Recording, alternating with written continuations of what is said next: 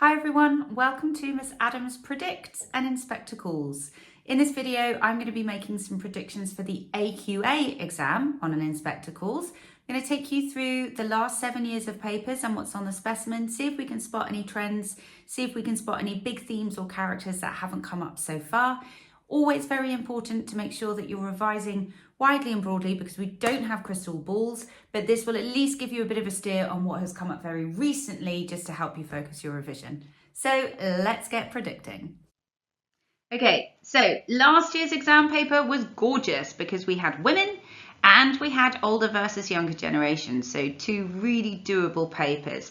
Year before was Eric and inequality, so again, inequality really nice and broad.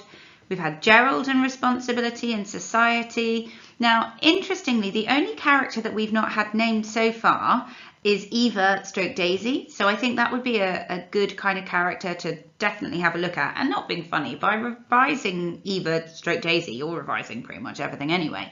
But she has only come up in terms of, she's the victim of injustice, rather than it being her as a character. So that's worth a look. I wonder about the idea of family and relationships as a kind of general. That could be two characters. So, for example, the relationship between Sheila and Gerald. That's come up on other exam papers. So EdXL has had a Sheila and Gerald question. So maybe have a think about those dynamics. Or it could be a kind of family relationships as a whole. The way that Sheila and her mother respond to one another, the way that Berling and Eric respond to one another, that's definitely a possibility. Now, responsibility has only come up, like social responsibility has only come up on its own in the specimen. So that's interesting. All the other times that responsibility or lessons has come up, it's been attached to a character. So that might be worth a shout. And you'll notice that we have had a repetition of character. So we have had a double Eric situation. So that means that maybe characters like Mrs. Berling and the inspector are back on the table.